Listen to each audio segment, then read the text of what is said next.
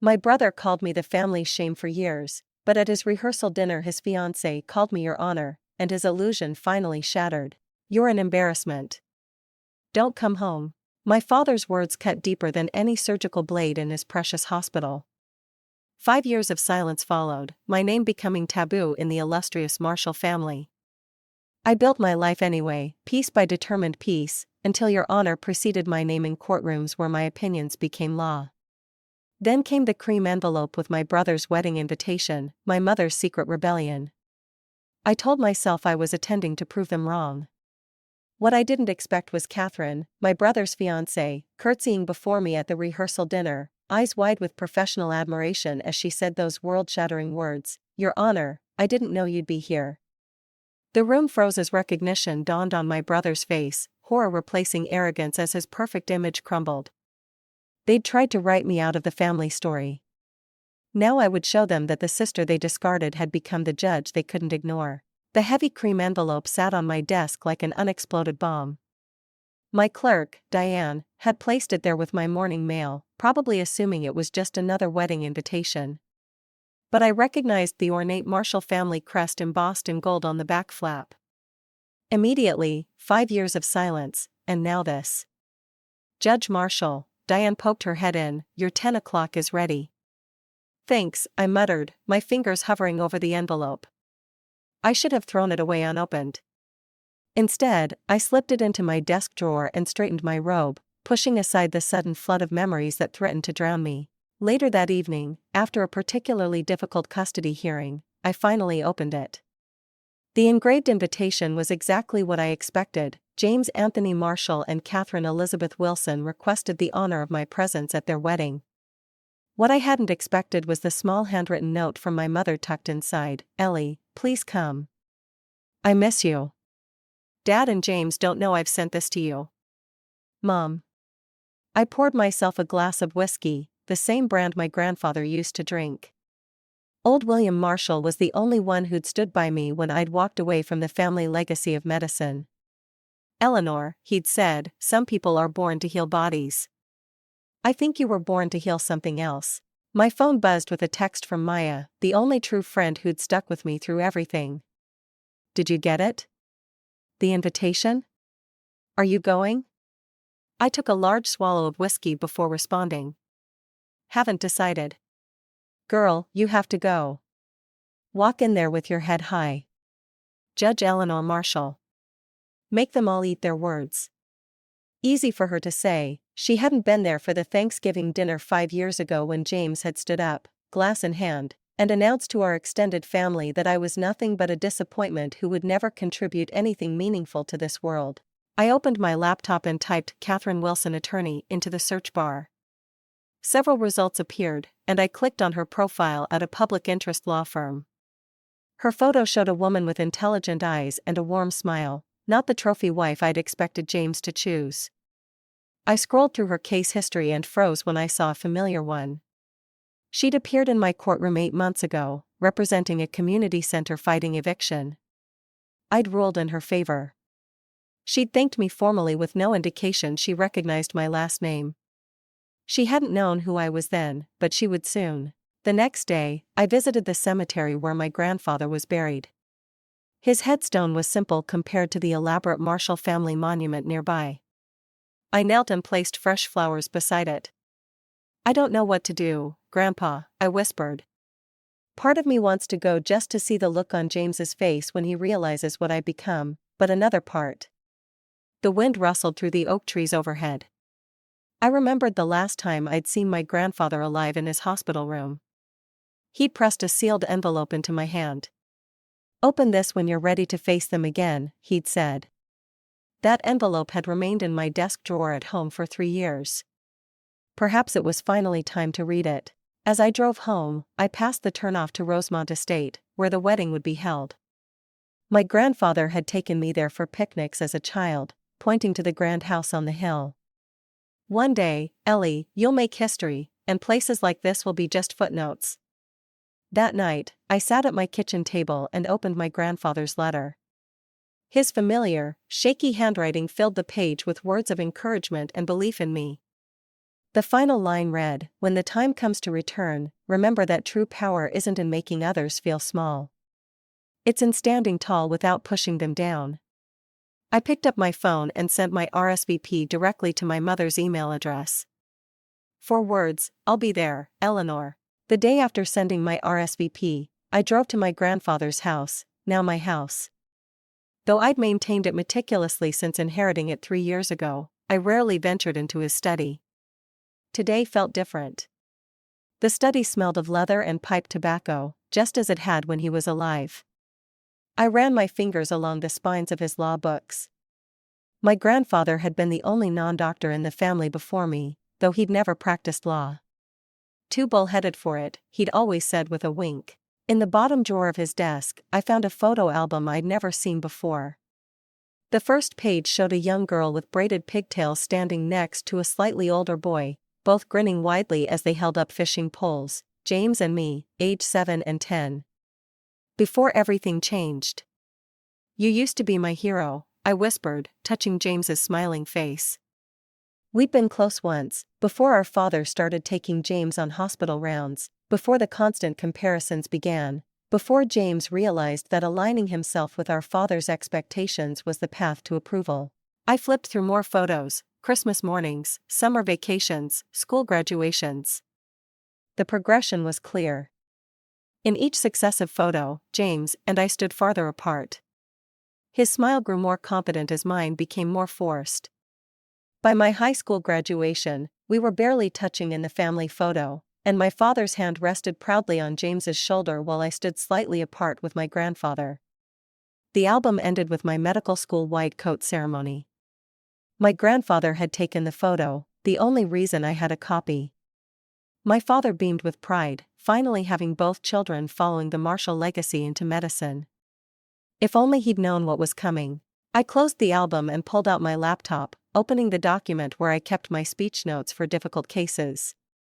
There, encrypted among legal citations, was the journal I'd started keeping during my second year of medical school, the year everything fell apart. October 15th, helped Sarah fight that slimeball landlord today. 3 hours in the law library and we found the statute that saved her deposit. The look on her face when we won, that feeling was better than any diagnosis I've ever made. November 20th, another cadaver lab today. Everyone else seems so engaged. All I feel is dread. Dr. Morris said I have gifted hands. Dad will be thrilled, but my heart isn't in this.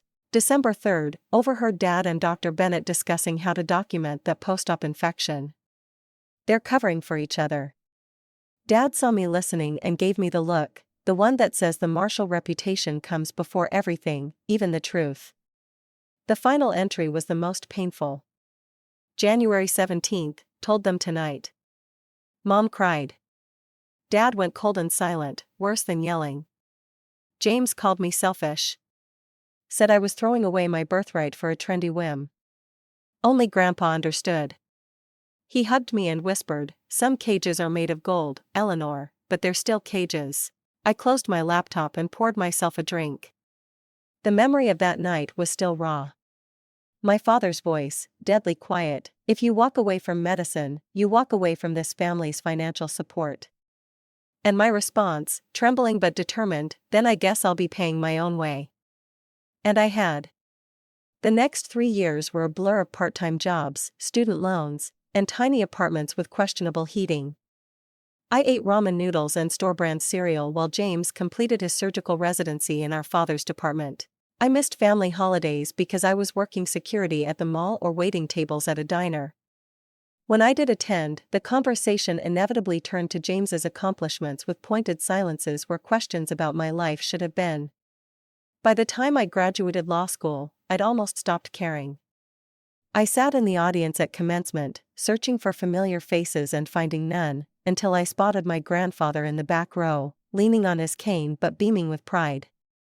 "They're fools," he'd said afterward, hugging me tight. "But someday they'll see what I see." He didn't live to witness my rise through the legal ranks, but his belief in me never wavered. During his final illness, I'd visit after court, still in my suit, and tell him about my cases. "You're going to be extraordinary," he'd whisper, his voice growing weaker each time.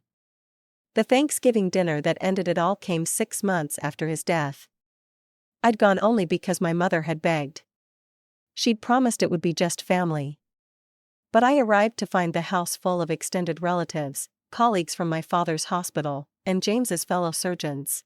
My father had gathered everyone for the annual donation to the Marshall Medical Foundation. One by one, family members announced their contributions. When it came to my turn, I had to admit I couldn't match their thousands. I was still paying off student loans, barely making rent as a public defender. James had stood then, smooth and handsome in his designer suit. I think what my sister means to say is that some of us contribute to society while others just take. He'd raised his glass. To the Marshall legacy, may some of us continue to uphold it. The silence that followed was deafening. I'd looked around the table at the faces of my family, some embarrassed, some smirking, none defending me, and realized this would never change. I'd placed my napkin beside my untouched pumpkin pie, stood up without a word, and walked out. Only now, staring at the wedding invitation on my desk, did I realize I'd been walking away ever since. The smell of fresh coffee filled my chambers as I reviewed case notes for the morning's hearing. On the wall hung my law school diploma, my bar admission certificate, and a photo of Judge Harriet Wells placing the judicial robe on my shoulders. No family photos, no Marshall heirlooms. This was my world now, built from scratch. Judge Marshall, my clerk knocked softly, "The Anderson custody case is ready." I nodded, rising and adjusting my robe.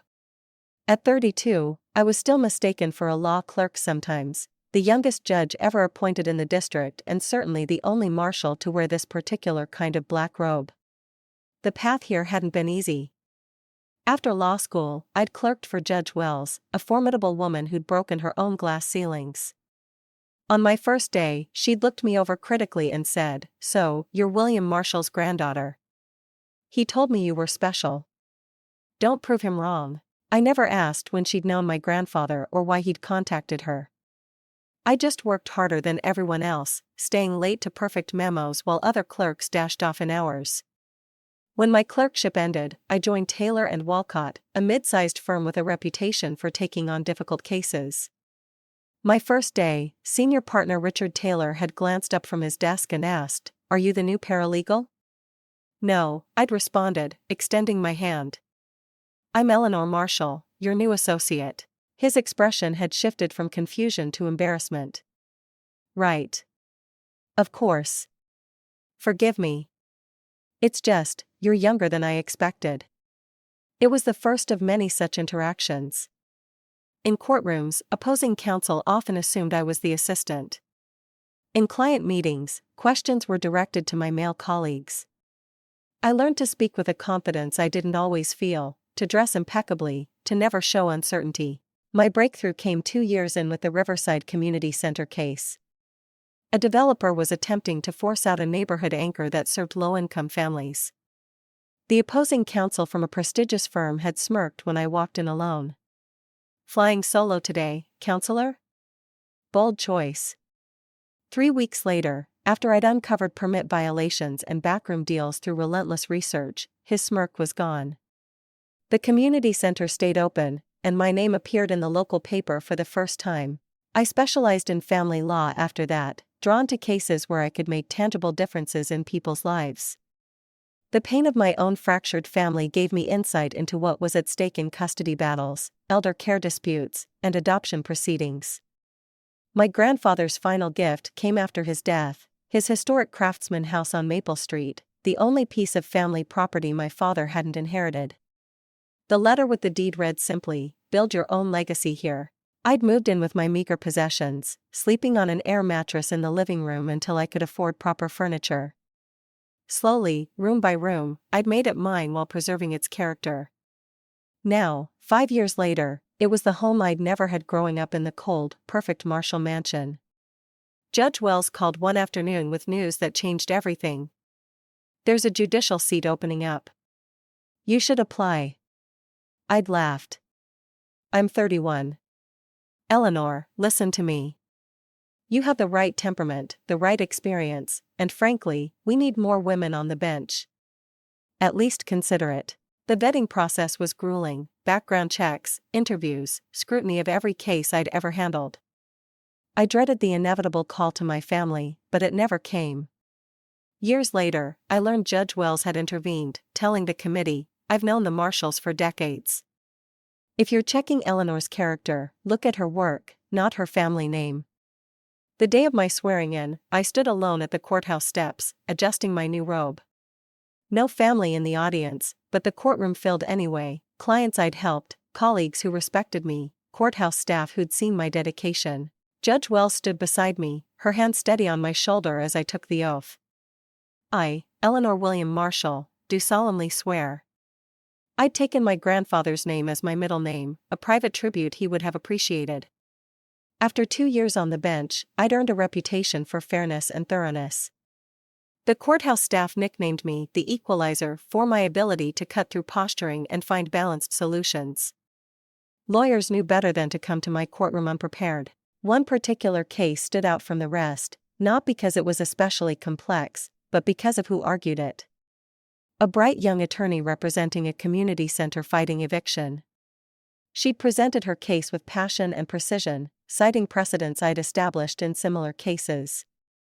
"Ms. Wilson," I'd said after her argument, "your preparation is commendable." Catherine had thanked me with a professional smile, collecting her papers with efficient movements. "Your Honor is known for expecting thorough work." She'd had no idea who I was beyond the robe and gavel, no idea that the judge she was addressing was her future sister-in-law. Courthouse hallways were notorious for gossip. As I walked to my chambers, I overheard 2 clerks whispering about that Wilson attorney who had impressed Judge Marshall again. I slowed my pace, listening without appearing to. "She won the Hartman case too," one said. "Used the judge's own precedent from Davis versus Mercer County." "Smart move," the other replied. "Marshall appreciates when attorneys do their homework." I continued walking, a small smile playing at my lips. Catherine Wilson was developing quite a reputation in our courthouse, and apparently she'd been studying my rulings. Perhaps she wasn't just a convenient connection for James's career advancement after all. 2 weeks later, I encountered Catherine directly at the annual Legal Aid Foundation benefit. I was there because I believed in the cause, presumably, she was too. She stood across the room, engaged in animated conversation with a senior partner from a firm I recognized. She wore a simple black dress, her blonde hair pulled back in a professional knot, nothing like the glamorous socialites James had dated in college. I was contemplating a discreet exit when Catherine looked up and noticed me. Her face brightened with recognition, and before I could retreat, she was walking toward me. "Judge Marshall," she said warmly. "I didn't expect to see you here." "Ms. Wilson," I nodded. "I try to support legal aid when I can. Your ruling in the Grantham eviction case last month was cited in our staff meeting as a model approach." Her eyes shone with genuine admiration. "The balancing test you outlined for community impact versus property rights was brilliant." "Thank you," I responded, unsure how to handle praise from my brother's fiancée. "Your arguments in that community center case were equally impressive." She beamed at the compliment. "That means a lot coming from you. I followed your career since law school. Actually, your article on rehabilitative approaches in family court was what inspired me to focus on community law." The irony was almost too much. I searched her face for any sign that she knew who I was beyond my judicial role, but found none. Either Catherine was an extraordinary actress, or James had never shown her a family photo, or perhaps never mentioned he had a sister at all. Just as I was struggling with how to respond, a colleague called her name from across the room. "I should go," she said apologetically, "but I hope we can speak again sometime, Your Honor. I'd love to hear more about your approach to mediation in property disputes." She hurried away, leaving me with my champagne and my thoughts. What exactly had James told her about his family? About me? Over the next few months, Catherine appeared in my courtroom twice more. Each time, her legal work was exceptional, her manner professional. Outside court, at legal events, she would greet me with respect but maintain appropriate distance. Never once did she indicate any knowledge of my connection to James. My curiosity eventually got the better of me. Using my judicial access, I ran a background check on Catherine Elizabeth Wilson. Her record was impressive: graduated with honors from Georgetown Law, clerked for a respected federal judge, turned down lucrative firm offers to work in public interest law. Her cases focused on housing rights, community preservation, and elder law, issues that affected real people, not corporations. In other words, she was nothing like what I would have expected from James's partner. My brother had always gravitated toward people who enhanced his image: beautiful, connected, wealthy, with prestigious family names. Catherine seemed to care about none of that. At a judicial conference in April, we ended up seated at the same table for lunch. After some general conversation with our tablemates, Catherine turned to me directly. "Judge Marshall, may I ask your advice on something?" "Of course," I replied, curious. "I'm getting married in a few months," she said, twisting her engagement ring nervously. "And my fiancé's family is, well, they're very traditional, accomplished. The kind of people who've had the same Christmas dinner menu for 5 generations." I nearly choked on my water. "That sounds challenging." "It is," she sighed. "I come from a completely different background. My parents are teachers. We ate pizza on paper plates for special occasions." She smiled ruefully. "I'm terrified of saying or doing the wrong thing." The universe's sense of humor was truly twisted. Here was Catherine, worried about fitting in with my family, asking me, the black sheep they'd rejected, for advice. "In my experience," I said carefully, "families like that care most about authenticity. Be yourself, not who you think they want you to be." She looked relieved. "That's actually very helpful. My fiancé keeps giving me these complex instructions about how to act, who to impress. It's exhausting." "Sounds like he's the one who's nervous," I observed, wondering what James had told her about the illustrious Marshalls. "He is," she admitted. "He talks about his family like they're royalty, but then gets weird when I ask questions, like he's hiding something." She suddenly looked embarrassed. "I'm sorry. I shouldn't be bothering you with personal matters." "It's fine," I assured her, fighting the urge to tell her everything. Wedding stress affects everyone differently. As she thanked me and turned to speak with another tablemate, I wondered what James would say if he knew his fiancée had just confided in the sister he'd written off as a failure. 3 weeks before the wedding, my mother called. I nearly declined when I saw the number, but something made me answer.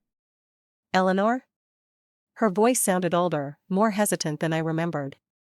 "You're coming to the wedding?" I RSVP'd, I replied carefully.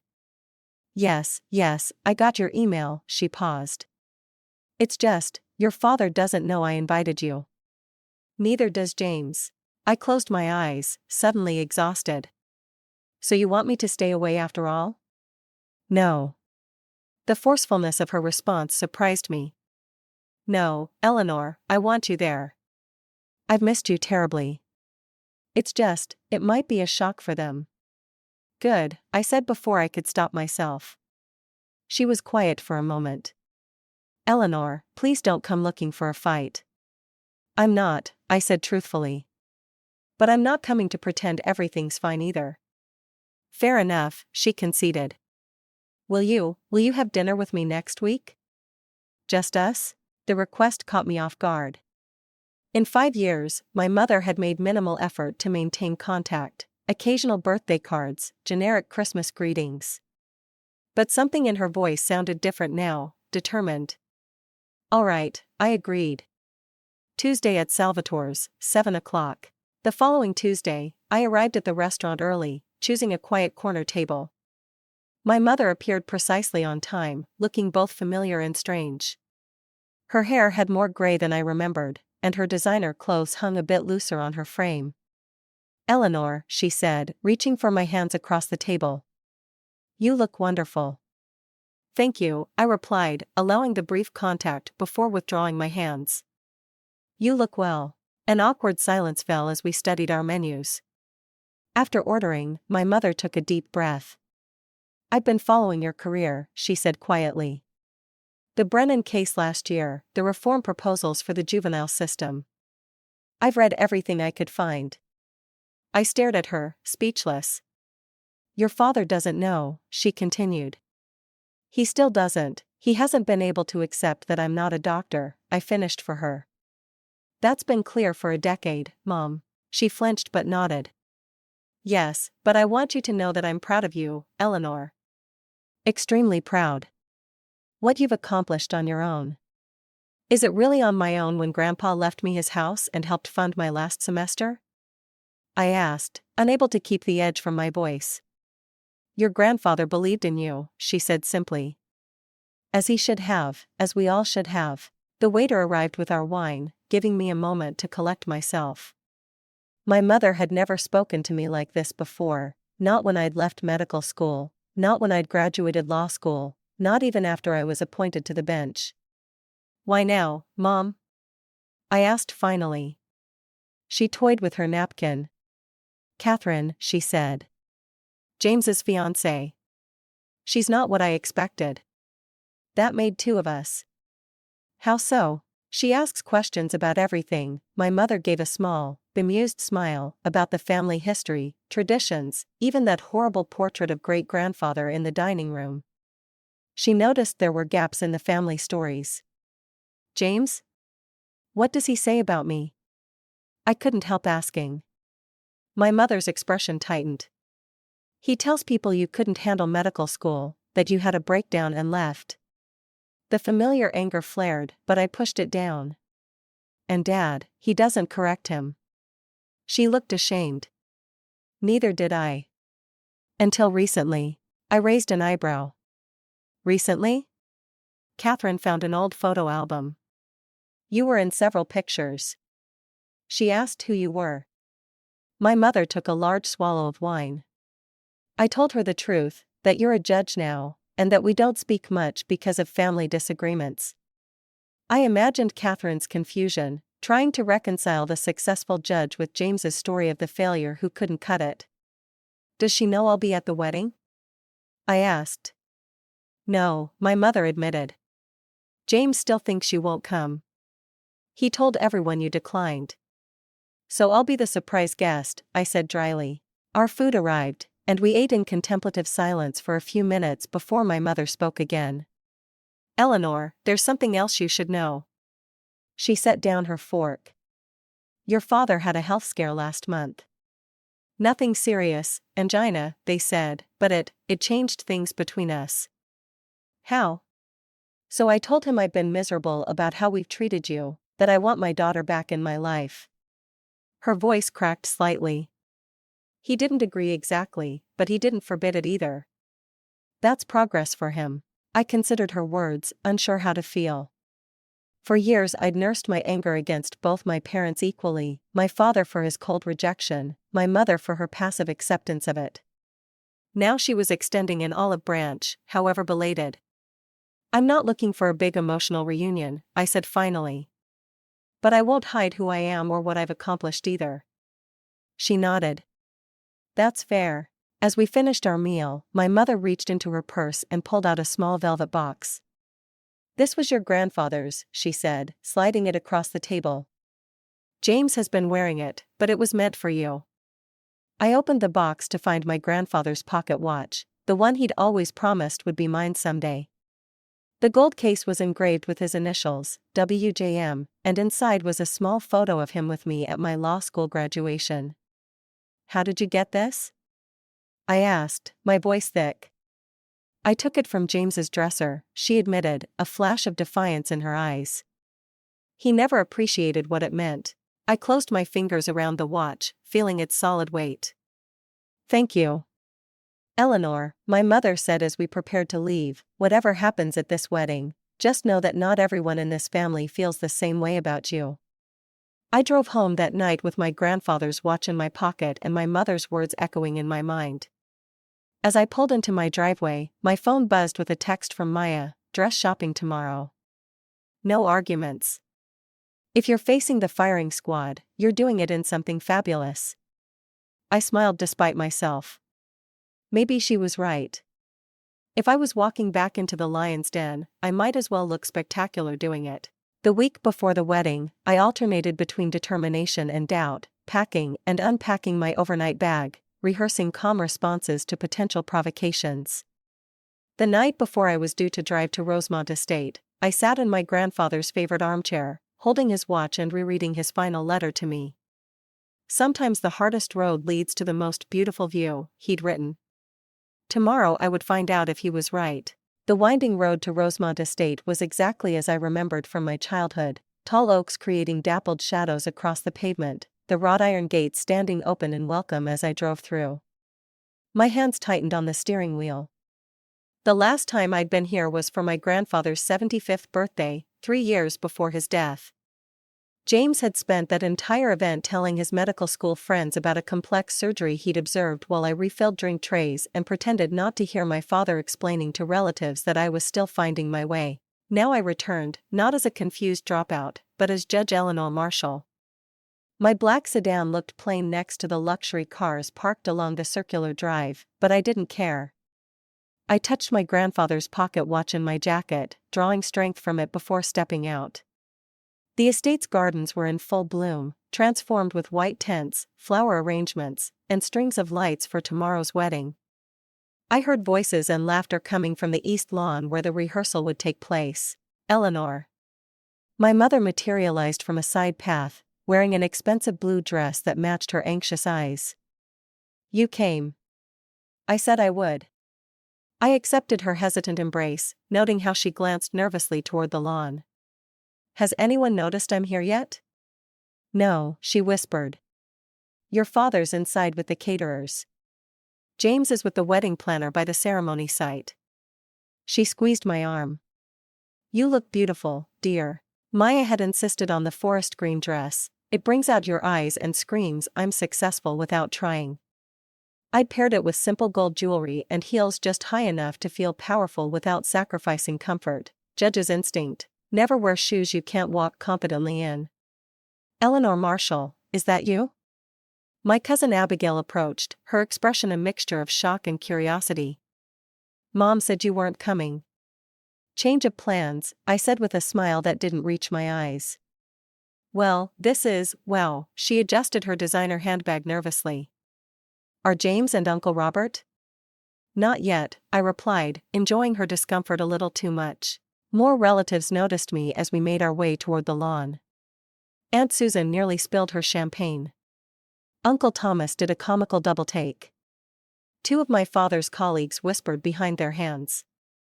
I kept my chin high, acknowledging their surprised greetings with polite nods. Ahead, I could see James directing a florist, gesturing emphatically at an arch of white roses. He looked the same, handsome in that polished way, his movements confident and entitled. I took a deep breath, preparing for the confrontation. But it was Catherine I spotted first. She stood slightly apart from the wedding party, checking something on her phone. She wore a simple white sundress, her blonde hair loose around her shoulders. When she looked up and saw me, her face transformed with genuine delight. "Your Honor," she called, hurrying toward me. The conversations around us quieted as heads turned to watch. Catherine approached with a slight respectful curtsy, a charming habit I'd noticed in my courtroom. "I didn't know you'd be here." Her voice carried clearly across the suddenly silent lawn. James whipped around, his expression changing from confusion to shock to horror in the span of seconds. Our eyes locked over Catherine's shoulder. "Judge Marshall is a family friend," Catherine continued, oblivious to the tension crackling through the air. "Not exactly," I said quietly, keeping my eyes on my brother. James strode toward us, his face draining of color. "Eleanor," he said flatly. "This is unexpected." "Is it?" I replied. I RSVP'd. Catherine looked between us, her brow furrowing in confusion. "You two know each other?" "You could say that," James answered, his voice tight. "Eleanor is my daughter," my mother interjected, moving to stand beside me. "James's sister." Catherine's mouth fell open. "Sister?" She turned to James. "You told me your sister couldn't handle medical school and disappeared, that she was." She stopped herself, but we all heard the unspoken word, disappointment. "I didn't disappear," I said calmly. "I became a judge." "Wait. Catherine's eyes widened as understanding dawned. Judge Marshall is your sister? The same Judge Marshall? Who's being considered for the federal bench? The silence that followed felt heavier than any courtroom hush. Family members and wedding guests had abandoned all pretense of not listening, forming a loose circle around us. James attempted a dismissive laugh that came out more like a cough. She always did have unconventional ideas about success. Unconventional? Catherine's voice rose slightly. Judge Marshall's rulings on the Bennett housing case are being cited in law schools. Her juvenile justice reforms have become a model for 3 other states. Yes, well, James shifted uncomfortably. I suppose law has its place, though it's hardly what, James? I interrupted, surprising myself with how steady my voice sounded. Hardly saving lives? Because that's what you were about to say, isn't it? That's always been the family line. Unless you're healing bodies, you're not doing anything that matters. My father chose that moment to emerge from the house, stopping short when he saw me. For an instant, I was 12 years old again, awaiting his judgment. Then I remembered the robe I wore every day, the gavel I wielded, the lives I'd changed with my decisions. Dad, James called, a hint of desperation in his voice. Did you know about this? My father approached slowly, looking older than I remembered. Your mother mentioned the possibility, he said carefully. His eyes assessed me with clinical precision. You look well, Eleanor. Thank you, I replied, neither warm nor cold. I am well. Catherine was still staring at James, her expression hardening. You told me your sister was a troubled dropout. You never once mentioned she was Judge Eleanor Marshall. I didn't think it was relevant, James muttered. Not relevant? Catherine's voice rose again. James, I've been studying her cases since law school. I argued in her courtroom. I've cited her opinions in my briefs. A ripple of whispers spread through the onlookers. Someone, I think it was Uncle Thomas, let out a low whistle. Perhaps we should continue this discussion privately, my father suggested, looking around at the growing audience. Why? I asked. James didn't feel the need for privacy when he announced to everyone at Thanksgiving dinner that I was nothing but a disappointment who would never contribute anything meaningful to this world. James flinched. That was 5 years ago, Eleanor. And you did walk out on a prestigious medical career that most people would kill for. I walked out on a path that wasn't mine, I corrected him, just like Grandpa did when he chose business over medicine. That was different, my father interjected. Was it? I countered. Or was it only acceptable because he was a man making his own choice while I was just a girl who should do as she was told? My father had no answer for that. Catherine, however, wasn't finished. She turned to James, removing her engagement ring with deliberate movements. I need some time to think, she said quietly, placing the ring in his palm. This isn't just about your sister, James. It's about you lying to me, about who you are, who your family is. She looked at me, then back at him. If you could lie about something so fundamental, what else haven't you told me? Without waiting for an answer, she walked away toward the guest house. James stared after her, then at the ring in his hand, his face a mixture of anger and confusion. Are you satisfied now? He asked me bitterly. You've managed to ruin my wedding before it even happened. I didn't do this, James, I said quietly. Your own dishonesty did. He stormed off toward the main house, leaving me standing with my parents and a circle of stunned relatives. The silence stretched uncomfortably until my mother spoke. I think, she said with remarkable composure, we could all use some refreshment. Dinner will be served in 30 minutes. As the crowd dispersed, my father remained, studying me with an unreadable expression. You've done well for yourself, he said finally, the closest thing to approval I'd heard from him in a decade. Yes, I agreed simply. I have. The rehearsal dinner that evening was a study in awkward silences and forced conversation. James didn't appear until the soup course, his face set in grim lines. Catherine remained absent entirely. I sat between my mother and Aunt Susan, fielding questions about my interesting career choice from relatives who suddenly seemed fascinated by the legal system. So you actually send people to jail? Uncle Thomas asked, as if I'd admitted to an exotic hobby. When appropriate, I replied, sipping my water. Though much of my docket involves civil matters, property disputes, custody arrangements, business conflicts. Eleanor specialized in family law before taking the bench, my mother added with unexpected pride. She was known for finding solutions where others saw only problems. I glanced at her, surprised by the specific knowledge. Perhaps she really had been following my career all along. James picked at his food, barely participating in the conversation until one of his groomsmen, a fellow surgeon named David, made an ill-advised attempt to lighten the mood. Well, who would have thought?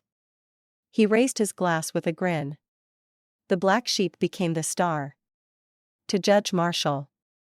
Please don't, I said quietly, but several guests had already lifted their glasses. James set down his fork with a clatter. She's not a star, he said coldly. She quit. When medicine got too difficult, she walked away. Let's not pretend dropping out is something to celebrate. The table fell silent again. I counted to 10 in my head, a technique I used when facing particularly difficult attorneys in my courtroom. I didn't quit because medicine was too difficult, James, I said evenly. I quit because it wasn't my calling. There's a difference. A calling? He scoffed. What does that even mean? Medicine is the Marshall family legacy. A legacy you guarded jealously, I observed. Remember when we were kids and I got a higher score on that science project? You didn't speak to me for a week. Several relatives shifted uncomfortably, recognizing the truth in my words. James had always needed to be the best, the favorite, the one destined for greatness. That's absurd, he protested. I was supportive of you until you threw everything away. An unexpected voice joined the conversation, my father's. That's not entirely true, James, he said quietly. You were competitive with your sister from an early age. Your mother and I probably encouraged that too much.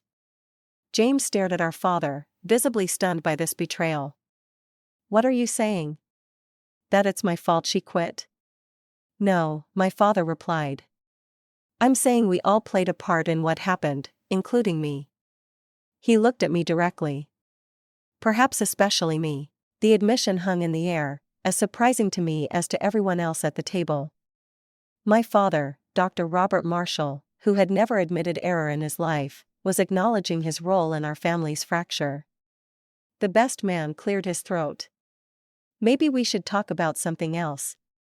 The weather's supposed to be perfect for the ceremony tomorrow. If there is a ceremony, muttered one of the bridesmaids, not quite under her breath. There will be, James insisted, though uncertainty flashed in his eyes. Catherine just needs time to cool off. This is all just overwhelming for her. I excused myself shortly after the main course, needing air and space. The night was warm, stars visible above the estate's gardens. I found a stone bench near a reflecting pool, my grandfather's favorite spot, and sat down, fingering his pocket watch in my jacket pocket. I thought I might find you here, said a voice behind me. Catherine emerged from the shadows, still in her white sundress. Your mother mentioned it was a special place for your grandfather. It was, I confirmed, making room for her on the bench. How are you holding up? She sat down with a heavy sigh. Honestly, I don't know. 24 hours ago I thought I understood my life. Now. I'm sorry, I offered. It wasn't my intention to disrupt your wedding. It wasn't you, she said firmly. It was James, all this time. She shook her head. I can't believe I didn't see it. The way he always redirected conversations about his family, the missing photos, the inconsistencies in his stories. She paused. May I ask you something, Judge Marshall? Eleanor, I corrected gently. And yes. What was he like growing up? I mean, was he always so driven, competitive, eager for approval? Yes, I answered, but he could also be kind. When I had strep throat in 4th grade, he read me stories for hours. When his friends made fun of my braces, he defended me.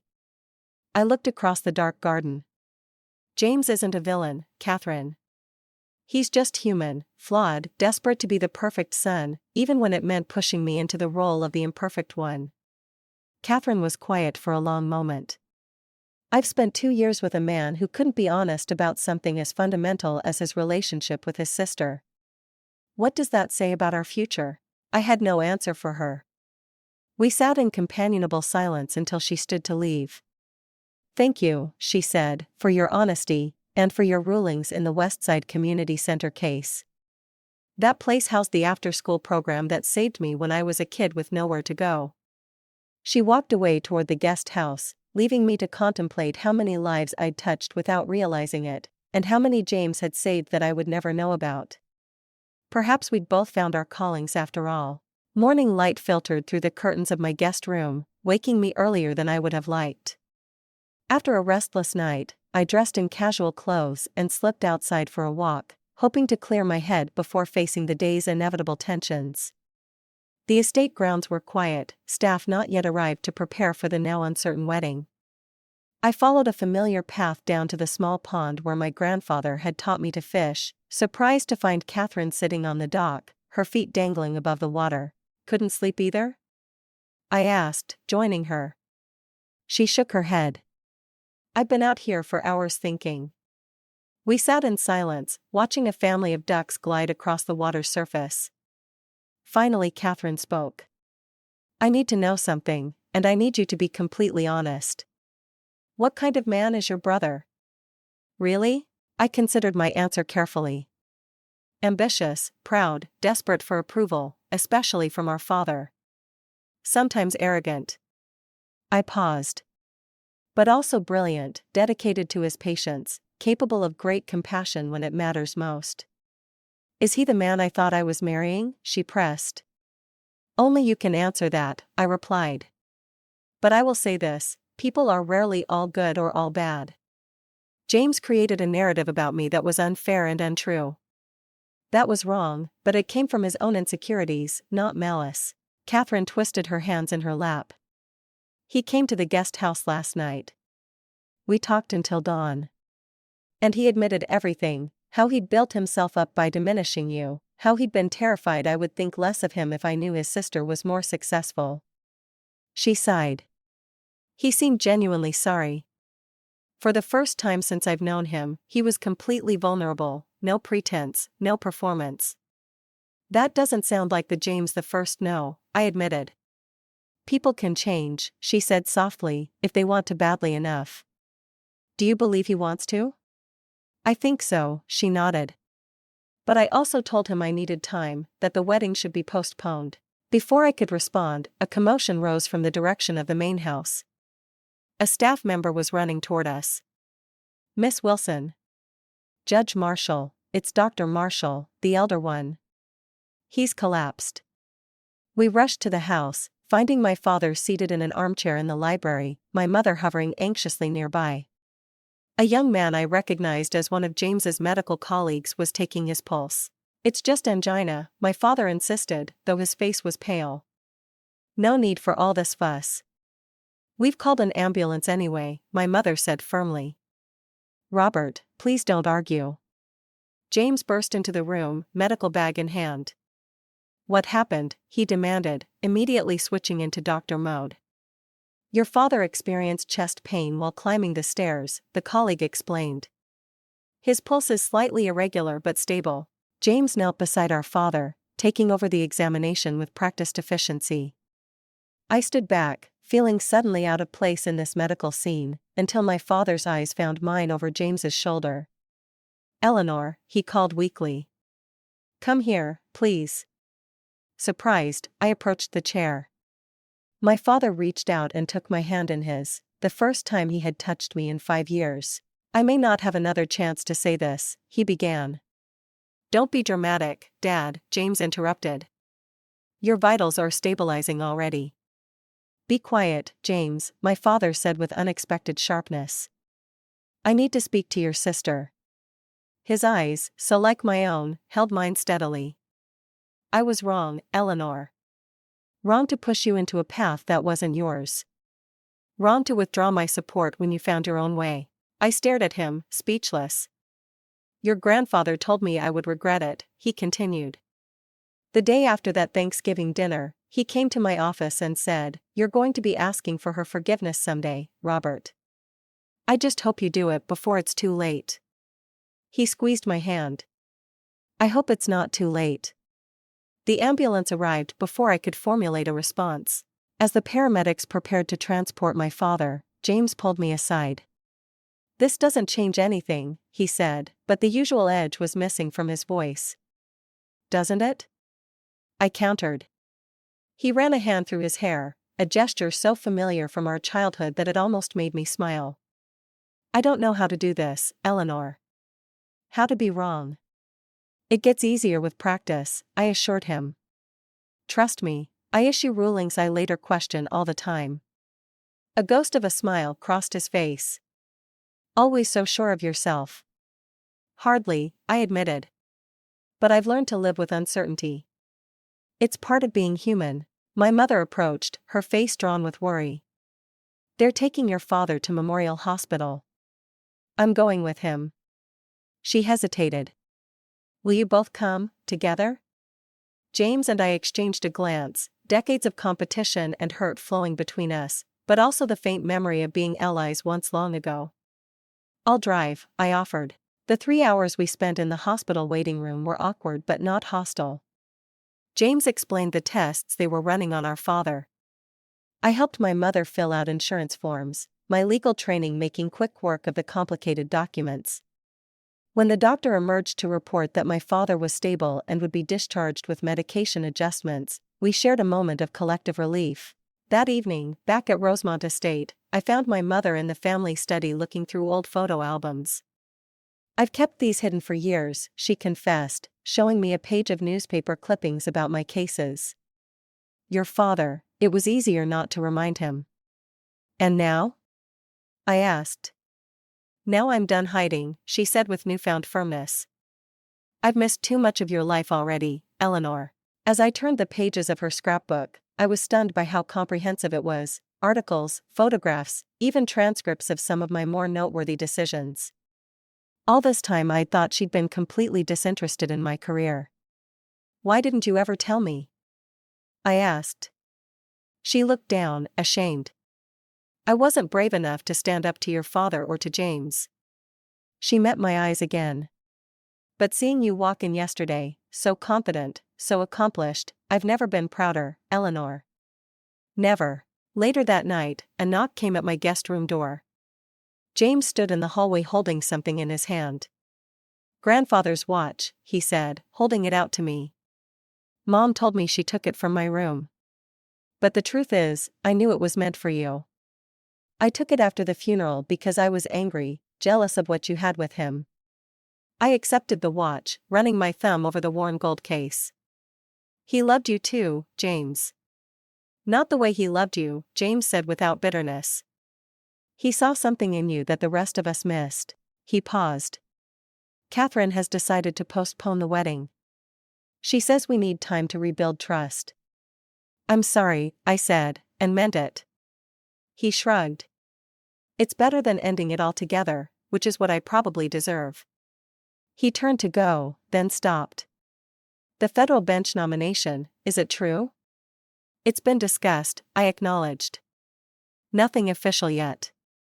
"You'd be good at it," he said simply, the first professional compliment he'd ever given me. It wasn't forgiveness exactly. It wasn't even reconciliation. But as I closed my door and placed my grandfather's watch on the nightstand, I thought perhaps it was a beginning. "All rise." The Honorable Judge Eleanor Marshall presiding. 1 year after the wedding that wasn't, I entered my expanded chambers at the federal courthouse. The black robe felt heavier, the responsibility greater, but the sense of purpose remained the same. My clerk handed me the day's docket as I settled behind the bench. "First case," I announced.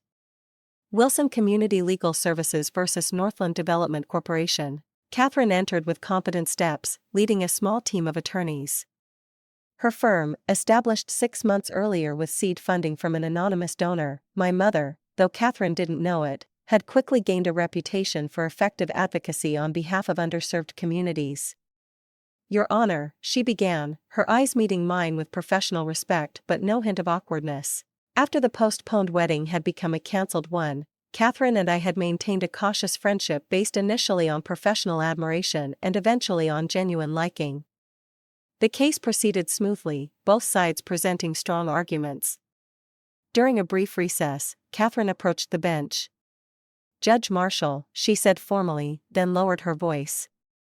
"Eleanor, I wanted to tell you before you heard it elsewhere. James called me last night." My eyebrow raised involuntarily. "Oh?"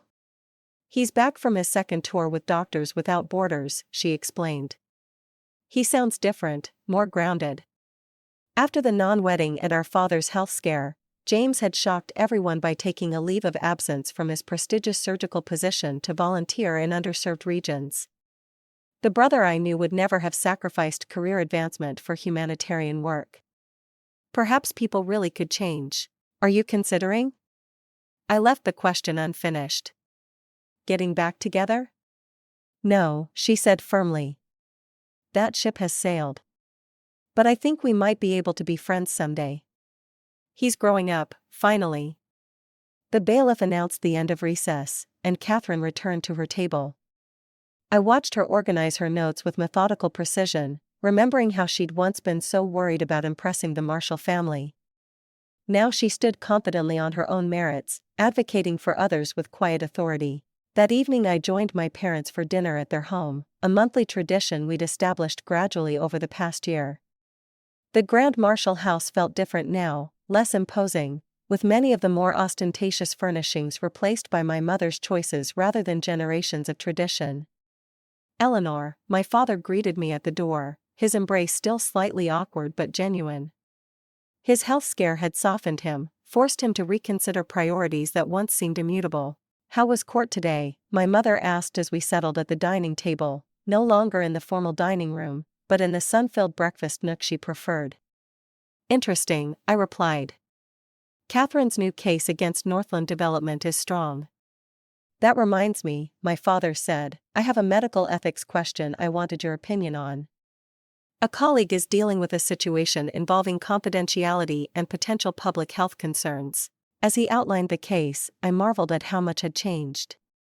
A year ago my father would never have considered my opinion on anything remotely medical. Now he regularly sought my legal perspective on ethical questions facing his department. After dinner my mother pulled me into her study, formerly my father's domain, now transformed with her artwork and photographs. "I have news," she said, excitement brightening her face. "I've been asked to join the board of the Legal Aid Foundation." Apparently someone spoke very highly of my commitment to justice. She gave me a knowing look. I smiled innocently. "Can't imagine who that might have been." "I know it was you," she said, squeezing my hand. "Thank you for believing I could be more than just a doctor's wife." As I drove home that night, my phone rang. James's name appeared on the screen, a rare occurrence despite our cautious moves toward reconciliation. "Eleanor," he said when I answered. "Got a minute?" "Sure," I replied, putting the call on speaker. "How was Doctors Without Borders?" "Humbling," he admitted. "Turns out I'm not the greatest surgeon in the world when I'm working in a tent with minimal equipment." He paused. "Actually, that's partly why I'm calling. I'm considering a change in specialization, focusing on developing surgical techniques for low-resource environments." "That sounds meaningful," I said, genuinely impressed. "It is, but it would mean stepping away from the career path Dad always envisioned, taking a research position instead of becoming chief of surgery." I understood immediately. "And you want to know how to tell him?" "You've had practice disappointing him," James said, then quickly added, "Sorry, that came out wrong." "I know what you meant," I assured him. "Here's my advice, tell him directly, explain your reasons, and then give him time to process. He's not the same man he was 5 years ago, James." "Thanks," he said simply. "By the way, I heard about the Supreme Court shortlist." "Congratulations." "It's just a rumor at this point," I demurred, though my name had indeed been mentioned for the state Supreme Court. "Well, grandfather would be proud," James said. "He always knew you'd make history." Later that week I visited the cemetery, kneeling beside my grandfather's grave with a copy of my latest judicial opinion. The spring breeze rustled the pages as I placed them against his headstone. "You were right about making history, Grandpa," I said softly. "But you were wrong about one thing." "I didn't prove them wrong. I proved you right." As I walked back to my car, my phone buzzed with a calendar notification: "Coffee with James, 10 a.m. Our monthly meeting, established after months of tentative text exchanges, had become a cautious tradition. Not quite friendship, not quite the closeness we'd had as children, but something new we were building together. In my car, I opened the glove compartment and removed an envelope containing the letter my grandfather had left me.